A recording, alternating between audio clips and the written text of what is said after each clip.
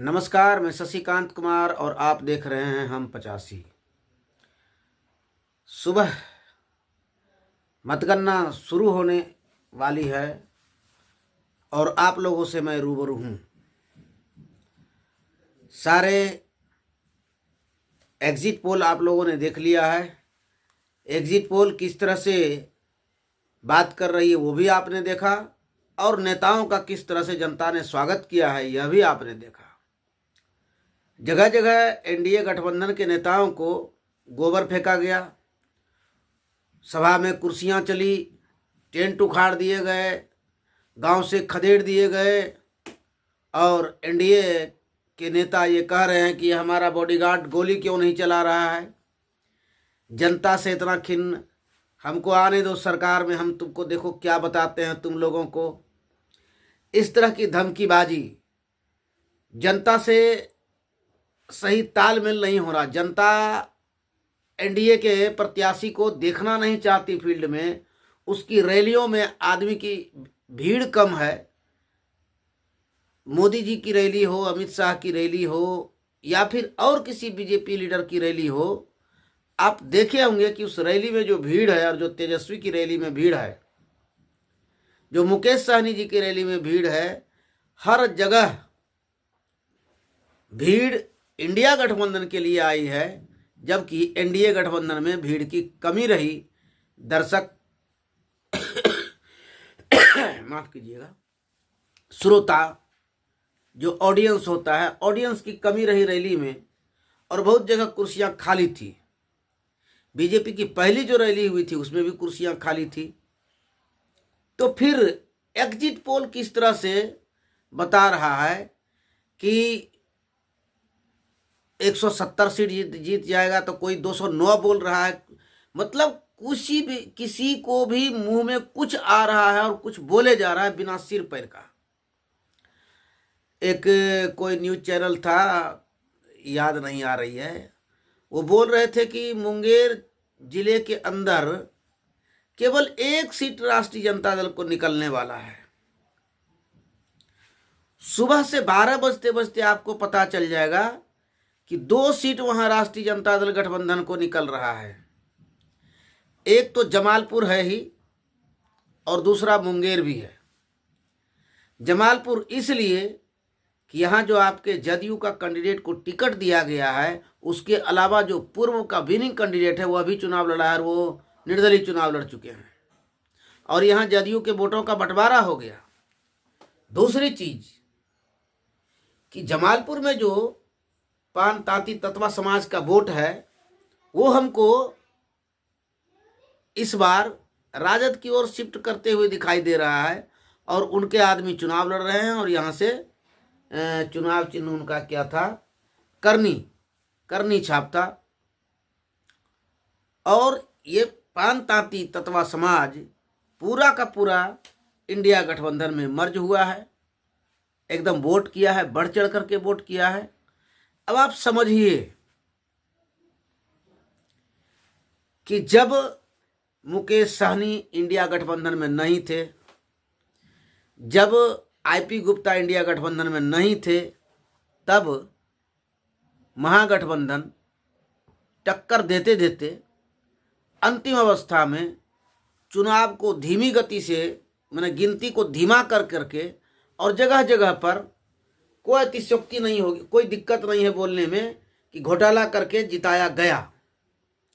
नहीं घोटाला किया तो फिर 2-2 घंटा 2.5 घंटा काउंटिंग रोका क्यों गया भाई? क्यों पोस्टल बैलेट की गिनती नहीं की गई? क्यों नहीं गिनिएगा? किसी के मताधिकार, किसी ने अपना मत दिया और आप उसके मत को, वैल्यू को शून्य कर देते हैं, ये भारतीय संविधान की हत्या है या नहीं है? मताधिकार सबको मिला है प्रयोग करने के लिए, और लोगों ने प्रयोग भी कर दिया, लेकिन आपने कहा कि आपको गिनेंगे ही नहीं, आपको वैल्यू ही नहीं देंगे। क्यों किसी जनता के मत का वैल्यू नहीं देंगे? तो मालूम चल गया था, देख लिया था कि एक बगल से केवल इंडिया गठबंधन को निकल रहा है, यानी अगले बार ही सरकार बनने वाली थी। पोस्टल बैलेट की नहीं गिनती करना और 1:30 से 2 बजते बजते काउंटिंग को धीमा कर देना, जगह जगह एक एक राउंड की गिनती होकर के अब अनाउंसमेंट होना था और उसको रोक देना, ये तमाम बातें प्रूफ करता है कि अगले बार भी सरकार बनाने के लिए बहुत बड़ी साजिश रची गई और उस साजिश के शिकार हुआ इंडिया गठबंधन, जिसको उस वक्त महागठबंधन कहते थे। इस बार मैं ये बताना चाहता हूं कि जब मुकेश जी नहीं थे और आईपी गुप्ता नहीं थे तब तो उतना जोर दिखाया, इस बार ये दोनों प्लस हो रहे हैं और दोनों को जोड़ लीजिए तो आपको क्या लगता है? आपको क्या लगता है? मैं क्यों बोलूं मैं क्यों बोलूं कि आरजेडी अकेले 100 से ऊपर जीतेगी और सब मिला के इंडिया गठबंधन जो है, महागठबंधन जो है 135 से लेकर के 155 तो छोड़िए 165 भी जा सकता है और ये कल देख लीजिएगा। लेकिन ये जेन्युइन पोल हम बता रहे हैं, एग्जिट पोल जिसको कहते हैं ना वास्तविक, वो बता रहा हूं कि 135 से 165 जा सकता है। लेकिन बेईमानी पर उतर आएंगे तो 135 के जगह 115 हम भी लटका देंगे।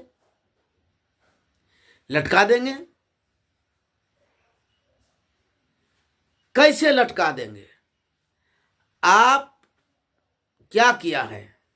आपने किया है कि अमित शाह ने जो होटल लिया ठहरने के लिए, उसके सारे सीसीटीवी कैमरे में कागज लगाया, पदाधिकारियों को बुला करके मीटिंग लिया। कौन पदाधिकारी आ रहा है, कौन जा रहा है, कोई पता नहीं चलना चाहिए। अमित शाह जी ने जो काम किया वो निहायत ही घटिया काम किया है उसने, और लोगों की क्लास ली गई है और उसी क्लास के दम पर वो एग्जिट पोल हो गया। 178 जीत रहे हैं, 180 जीत रहे हैं, 190 जीत रहे हैं, कोई 208 जीत रहे हैं, कोई कुछ। और ऐसा ऐसा संस्थान आ गया है, पता नहीं कहाँ कहाँ से सारे संस्थान आए हैं रिसर्च करने के लिए। उसका रिसर्च जो किया है उसने फील्ड में जाके किया है कि घर में बैठ करके बोला है, कुछ नॉलेज है नहीं है, क्या क्या प्रज्ञा रिसर्च अनुसंधान केंद्र, क्या क्या नाम है, अजीब व गरीब ऐसा नाम है। खैर, तो उसने तो सारा कुछ बोल दिया, लेकिन उसको पूरा करना है कि जब एग्जिट पोल हुआ है तो वहां तक पहुंचना चाहिए। सीट कैसे?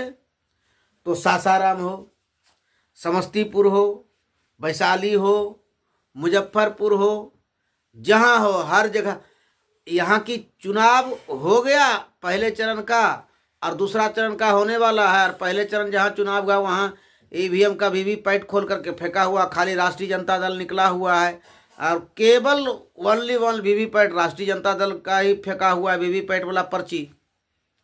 और वहाँ का कह रहा है कि हमारे कैंडिडेट को हरा करके दूसरे को जिताया जा रहा है, देखिए सारा तो आरजेडी वाला है। तो भाई यदि पहले का रखा हुआ उसको फेंकना है, यदि फेंकना है तो काउंटिंग होने दीजिए, बाद में फेंकिएगा। इतना क्या हड़बड़ी है कि अभी फेंक रहे हैं। स्ट्रांग रूम में गाड़ियां घुस रही है, सासाराम में, समस्तीपुर में, मुजफ्फरपुर में, वैशाली में, पता नहीं और कितने जगह, कितने पुर में कितना गाड़ी आई और घुस रही है। जहां लोग चौकन्ने हैं वहां पकड़े जा रहे हैं। समस्तीपुर में, सासाराम में एकदम बड़ी ट्रक लेकर के आ गए। 2 बजे के बाद से खेला कैसे शुरू हो गया, कैसे लाइट ऑफ हो गया? क्या आपने जांच नहीं किया था? क्यों लैपटॉप खराब हो गया क्या? तो किस तरह का लैपटॉप आप लगा दीजिएगा? गैर जिम्मेदाराना बात करते हैं कि आप उस तरह का लैपटॉप क्यों लगा दीजिएगा कि वो खराब हो जाए? आप लाइटिंग का ऐसा व्यवस्था क्यों कीजिएगा कि वो 2 बजे रात को कट जाए? सवाल बहुत सारी है। देश की जनता के अधिकारों का हनन कर रहे हैं और इसी आधार पर वो दिखा रहे हैं कि हम इतना सीट जीतने जा रहे हैं। अगले बार भी इस तरह का घटना हुआ था तो कहा गया था कि नहीं नहीं, वो जो क्या कहते हैं मॉक पोल था तो उसका पर्ची है, तो ये खाली ईवीएम है इसको। अरे भैया, खाली ईवीएम है, जो कुछ भी है आप ब्लॉक में वहां रखिए ना। ट्राइसम भवन में रखिए ना, कहीं रखिए उसको। वो स्ट्रांग रूम में क्यों घुसा रहे हैं? आज स्ट्रांग रूम बना है ना, इसके पहले सारा ईवीएम कहाँ रहता था? वहां रखिए उसको। कुछ से कुछ तर्क दिया जाने लगता है और कुछ से कुछ कह दिया जाता है। एक चीज आगाह कर रहा हूं, खेला होने वाला है और खेला कर रहा है जनता। इसको अब विपक्षी पार्टी कितना, उस पर जनता नहीं, विपक्षी पार्टी के उसके कार्यकर्ता कितना ईवीएम को पहरेदारी के अंदर रख सकते हैं और गाड़ी को रोकें, देखें, निगरानी करें पूरा पूरी, तब तो आपका वोट बचेगा। नहीं तो निगरानी यदि नहीं करते हैं तो आपका वोट चला जाएगा। अच्छा, आम जनता ने वोट दे दिया, पार्टी का कार्यकर्ता है, पार्टी के नेता हैं, जाके वहाँ बैठिए। आप यदि शीश महल में रहना चाहते हैं और जनता ही वोट दे और जनता ही जा कर के वहाँ बैठे रहे रात को, ये बहुत गड़बड़ बात है। आप फिर चुनाव क्यों लड़ते हैं? फिर आप उसकी व्यवस्था क्यों नहीं करते हैं? कुछ लोगों को रखते क्यों नहीं वहाँ पर स्ट्रांग रूम पर? तो आपको स्ट्रांग रूम देखना ही चाहिए। और जो आगाह कर रहा हूँ सुन लीजिए, यदि खेला करना चाहेगा तो सबसे पहले 12 बजते बजते काउंटिंग धीमा हो जाएगा।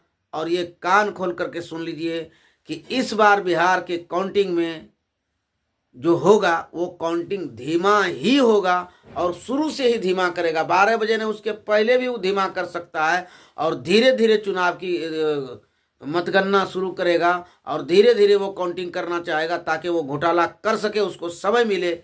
तो ध्यान रहिए, सजग और जागरूक रहिए। तो मैंने ये कह दिया कि यदि आप लोगों ने उसको नहीं देखा होगा तब तो रात भर में खेला हो गया, एक चीज। दूसरी चीज कि काउंटिंग धीमी हो गई।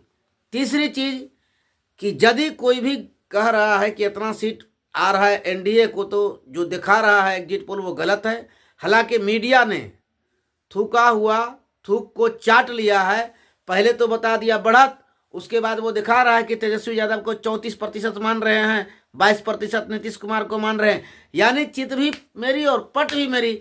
यदि ये फॉल्स वाला सेटिंग हो गया और हमारा कैंडिडेट जीत गया, हमारा सारा ईवीएम सेटिंग हो गया और हम निकल गए, तो हमने जो दिया था एग्जिट पोल सही था, सही था, सही था।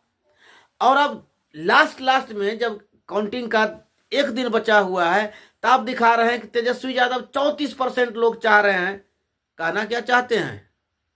क्या कहना चाहते हैं? हमने तो बता दिया था कि तेजस्वी यादव को 34% लोग। अरे तो तुम ही तो भी रिसर्च दिखा रहे हो कि तेजस्वी यादव जीत ही नहीं रहा, जीत रहा एनडीए। तो फिर दूसरा रिसर्च तुम कैसे दिखा रहे हो कि 34% इसको चाहते हैं और 22% मात्र नीतीश जी को चाहते हैं? इसका मतलब तुमने थूका हुआ थूक चाट लिया, सोशल मीडिया ने तुम्हारी धज्जी उड़ा दी। तो तुमने अंत में सोचा कि चलो यदि कहीं हर जगह से भी हम नहीं सेट हो सका तो चलो एक दूसरा चीज हम छोड़ देते हैं। और आज तक चैनल वाले ने इस चीज को दिखाया है कि 34% तेजस्वी यादव को चाहते हैं। तो फिर आपने जो वो एग्जिट पोल दिखाया था कि एनडीए गठबंधन सरकार बनाने जा रही है, वो किस आधार पर बताया था? उसको भी तो आपको खुला करना चाहिए। आपके रिसर्च का साइज क्या है, तौर तरीका क्या है, आपका सैंपलिंग कैसे आप करते हैं, सब बताना चाहिए, सब बताना चाहिए। और आप लोग कुछ बताते नहीं। और आप लोग कहते कि हमने रिसर्च किया, फलाना संस्थान ने रिसर्च किया, ये हुआ, यहां से ये जीत रहा, यहां केवल जीत रहा है। कैसे जीत रहा है भैया? कैसे जीत रहा है? हम वही तो बोल रहे हैं कि जब अरे तेजस्वी जी थोड़ा सा और बड़ा दिल दिखाते और 143 सीट नहीं, 43 सीट और किसी पार्टी को दे देते, वो बीएसपी को दे देते, असदुद्दीन ओवैसी को दे देते, तो मेरा तो कहना है कि बिहार के अंदर डबल डिजिट में नहीं आ सकती थी बीजेपी और जदयू, खत्म, समाप्त हो जाती यदि थोड़ा सा बड़ा दिल दिखा देते तो। लेकिन चलिए, जो है यहां से भी आप निकल रहे हैं। और मैंने कहा कि ये आईपी गुप्ता, मुकेश सहनी काम करेंगे। इसके ना रहते भी हमने नहीं, मतलब आरजेडी ने टक्कर दिया था। तो मैं किसी पार्टी विशेष का बात नहीं कर रहा हूं, उसका मैं पक्षधर नहीं, जो हकीकत है वही बता रहा हूं। मेरे से जो बोला जा रहा था, अभी हम आगे बढ़ रहे थे, वो एक बोलने का थी अलग तरीके से बोला जाता है कभी कभी मुंह से, वो अलग चीज है, उसको कहते हैं जुबान का फिसलना, फिसल गया था। यहां पर महागठबंधन 135 से लेकर के 55 तक जा सकती है और अंतिम 65 भी जा सकती है, और 100 से ऊपर सीट अकेले आरजेडी को आ सकती है। आ जाए तो आश्चर्य नहीं कीजिएगा, क्योंकि जनता उनके साथ थी। और जो बोल रहे थे हम यहाँ जब तारापुर के बारे में, यहां से सम्राट चौधरी की सीट फंसी हुई है, और जमालपुर सीट में 100% बता रहा हूं कि जीत है, और वो भी 1000 2000 से नहीं, 10,000 के वोटों के अंतर से जीत होगी, और मुंगेर भी जीत होगी। थोड़ा सा दिक्कत है, तारापुर में जीत सकते हैं, नहीं जीत सकते हैं, संशय की स्थिति है। लेकिन एक प्रकार से देखिएगा तो सम्राट चौधरी ने जिस नीतीश जी को उतना बोला था भला बुरा, और ये जदयू का पारंपरिक सीट पर जदयू के सीट को हटा करके बीजेपी को भेजा गया, तो संभव नहीं है कि सारे कुशवाहा, सारे कुर्मी ने वोट दिया होगा जो जदयू के वोटर थे। और जदयू के वोटर पहले तांती तत्वा था, वो आज महागठबंधन में है। हार तो आपको ऐसे ही हो गई, साहनी जाएगा ऐसे ही हो गई। हालांकि लोकल में थे सकलदेव जी, तो वो इनका सपोर्ट किए थे, तो वो लोकल जो कोई आदमी सपोर्ट करता है उसका वैल्यू नहीं होता है, वैल्यू होता है बड़े नेता का। बड़े नेता के आधार पर जनता वोट करते हैं। कुछ थोड़ा मोड़ा इधर उधर कटकुट हुआ होगा, वो अलग चीज़ है। लेकिन लब्बो लबाब यह है कि मुंगेर की तीनों सीटें आ सकती है महागठबंधन के खाते में। और भी बहुत जगह से ऐसा है कि एक एक जिला का एक एक सीट महागठबंधन को आ रहा है। तो चलिए, कल आप लोग आज अच्छी तैयारी से आप लोग पहुँचे वहाँ पर, और ख्याल रखें काउंटिंग में धांधली ना हो। और यदि भी हम आपने कल पहरेदारी कर लिया तो आपकी जीत निश्चित ही महागठबंधन वाले की पक्की है। और सारा तंत्र लगा हुआ है कि वोट को कैसे चोरी कर लिया जाए। लेकिन पार्टी के नेता और कार्यकर्ता भी सजग हैं, जनता भी देख रही है, और जिस तरह से करना चाह रहे थे उस तरह से हो नहीं रहा। हालांकि हर जगह कोशिश किया गया है, और हो सकता कहीं कई एक जगह हो गया होगा, 4-5 जगह का तो वीडियो भी आ चुका है, सारे सोशल मीडिया पर तैर रहे हैं। तो देखिए, कल कहते हैं आज, अब मतगणना में आप लोग धैर्यपूर्वक अपनी और निगरानी के साथ मतगणना में रहें, और डटे हुए रहें। जहां भी गलत देखें वहां पर रोकें, और आपका अधिकार है वीवीपैट और ईवीएम का मिलान कराने का। एक विधानसभा में सीमित संख्या में आप मिलान कर सकते हैं, करवा सकते हैं। तो इस पर भी आप लोग ध्यान रखेंगे, और अंतिम में नहीं हो तो कुछ ईवीएम का मिलान वीवीपैट से करवाइए जरूर। अभी तक सुप्रीम कोर्ट के इस बातों को कभी भी विपक्ष ने नहीं किया है, और ये सबसे बड़ी विपक्ष की भूल है। मिलान करवाना चाहिए। मिलेंगे अगले वीडियो में, तब तक के लिए खुश रहें, खुशहाल रहें, और रहिए सजग और जागरूक। नमस्कार।